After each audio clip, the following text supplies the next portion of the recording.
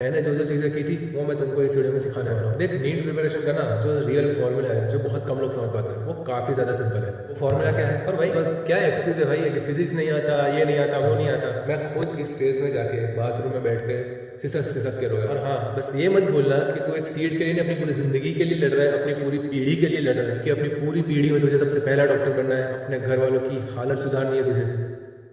अबे सुन, 100 दिन बचे हैं नीट के लिए और तो अभी तक जीरो पे है। बाहर लोग क्या बोलेंगे? डॉक्टर बनना है और अभी तक सिलेबस खत्म नहीं हुआ इसका। क्या जवाब देगा उनको?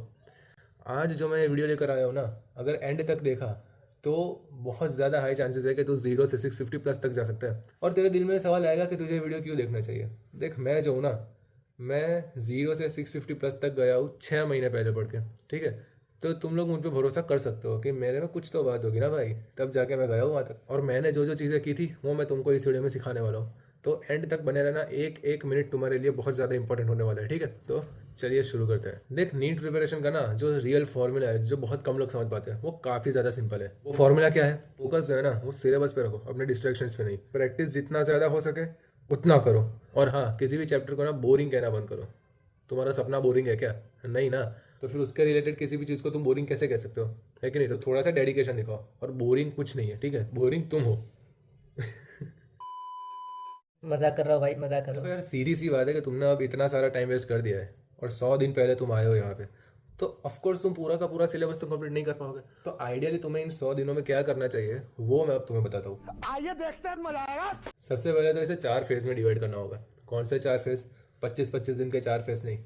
एक फेज 30 दिन का, दूसरा फेज 30 दिन का, तीसरा फेज 30 दिन का, और जो चौथा फेज है वो होगा आखिरी 10 दिन का। ठीक है, तो जो पहला फेज है डे 1 टू डे 30, उसमें तुम्हें अपने बेसिक्स को क्लियर करना है। अगर तुम्हें फिजिक्स के फॉर्मूले नहीं आ रहे तो फिर तुम उसको डेरिवेशन से समझने की कोशिश करो।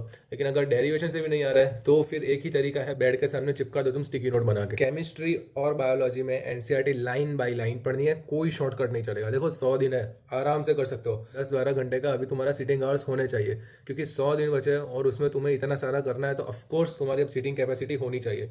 क्योंकि डी सेम है, टी कम है, तो वी को तो ज़्यादा रहना पड़ेगा ना भाई।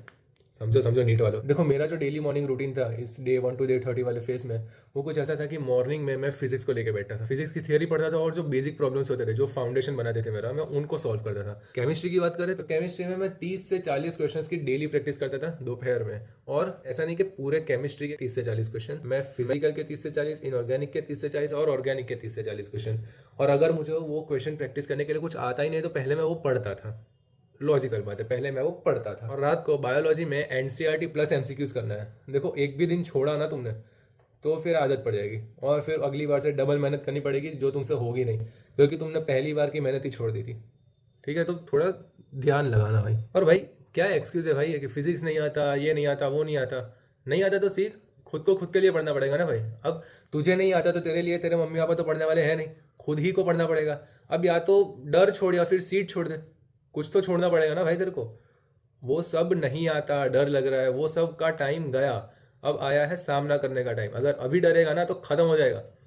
इसलिए या तो डर को छोड़ या तो सीट को छोड़, चॉइस तेरी है। लेकिन एक चीज़ याद रख, अगर आज तूने उस डर को छोड़ दिया ना, तो गवर्नमेंट कॉलेज की सीट जिन लोगों को मिली है उसका जब लिस्ट आएगा, तब जब अपना नाम उसके अंदर देखेगा ना भाई, जो खुशी मिलेगी तेरे को, मजाक नहीं कर रहा भाई, बहुत खुशी मिलेगी। अब देख, सपना बड़ा सोचा है तूने, बहुत बड़ा सपना सोचा है। 25 लाख लोग ये सपना देखते हैं, लेकिन मात्र 50,000 को ये सपना मिलता है। तो अब इतना बड़ा जब सपना सोचा है तूने, तो फिर स्ट्रगल भी तो उतना बड़ा करना पड़ेगा ना, सेक्रीफाइसेस भी उतने बड़े करने पड़ेंगे। भले कोई समझा ना समझे, तुझे समझना है अपने सेक्रीफाइसेस को, तुझे समझना है अपने सपने को। तो अगर कोई नहीं समझ रहा है उसको छोड़, खुद के सपने पे ध्यान दे। ठीक है, और उस पर लगा रहे। फिर आता है फेज 2, जो कि है डे 31 टू डे 60। अब थोड़ा एग्रेसिव होना पड़ेगा। देखो यार, अब क्या है ना कि फिजिक्स में moderate to tough question solve करो, केमिस्ट्री में ऑर्गेनिक के बेसिक्स क्लियर करने हैं, और फिजिकल को मास्टर कर लेना है भाई। फिजिकल की प्रैक्टिस करो, काफ़ी प्रैक्टिस करो, क्योंकि केमिस्ट्री में 60 मार्क का फिजिकल ही आना है भाई। ठीक है, तो फिजिकल की प्रैक्टिस तो काफ़ी करो तुम। अगर न्यूमेरिकल्स की करोगे ना तो 50 तो आ ही जाएंगे भाई 60 में से। इसलिए थोड़ा सा डेडिकेटेडली करना। अब देखो, बायोलॉजी एनसीईआरटी तो रोज का काम है, लेकिन उसके अलावा अब मॉक टेस्ट देने का भी टाइम आ गया है। एवरी अल्टरनेट डे अब से एक फुल लेंथ टेस्ट दो और अपनी गलतियों को एक मिस्टेक नोटबुक में लिखो एवरी अल्टरनेट डे। ये बहुत बड़ा सीक्रेट है जो टॉपर्स यूज करते हैं। फिर आता है फेज 3 डे 61 टू डे 90। अब मोमेंटम बढ़ाना पड़ेगा। फिजिक्स के टफ टॉपिक्स जैसे कि ऑसिलेशंस एंड वेव्स हो गया, करंट इलेक्ट्रिसिटी हो गया, उनको अब रिवाइज करो, काफी रिवाइज करो। केमिस्ट्री के पीवाईक्यूज को उड़ाओ, 10 20 30 साल के पेपर्स को सॉल्व करो, लेकिन बस थियरी में मत अटके रहो। बायोलॉजी 100 150 200 जितने क्वेश्चन कर सको उतना टारगेट रखो, और हर मेन टॉपिक जैसे कि प्लांट फिजिक्स एनिमल फिजिक्स उसको रिवाइज करते जाओ। जो एंडिंग फेज है डे 91 टू डे 100, इसमें यार थोड़ी हिम्मत रखना, ठीक है, क्योंकि इसमें बहुत से बच्चे टूट जाते हैं। मैं खुद इस फेज में जाके बाथरूम में बैठ के सिसक सिसक के रोया था। बहुत हिम्मत टूटेगी अगर तुमने कुछ नहीं पढ़ा होगा, तो नहीं टूटेगी भाई, क्योंकि तुम्हें पता है कि नहीं आने वाले तुम्हारे मार्क्स।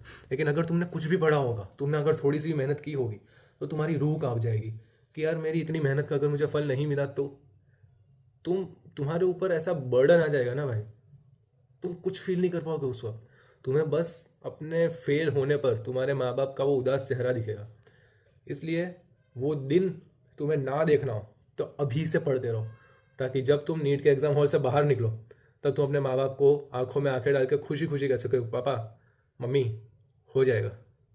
और फिर वहाँ से तुम्हारे एंजॉयमेंट शुरू होगी भाई।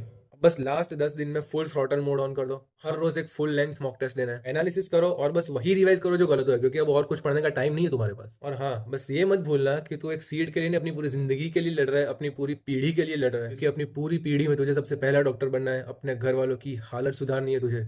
एक बार बाहर जाके देख तेरा घर कैसा है, तुझे अपना घर सुधारना है। तो इसके लिए पूरा का पूरा डेडिकेटेड हो जा भाई, क्योंकि जैसा अभी तेरा हाल चल रहा है ना, वैसे तो नहीं होना सिलेक्शन। वीडियो अगर जरा सी पसंद है तो लाइक कर देना, शेयर कर देना, सब्सक्राइब कर देना। आपका जरा सा भी और टाइम वेस्ट ना करते हुए मैं आपसे लेता हूँ विदाई। मिलता है आप सभी वीडियो में, तब तक के लिए बाय बाय।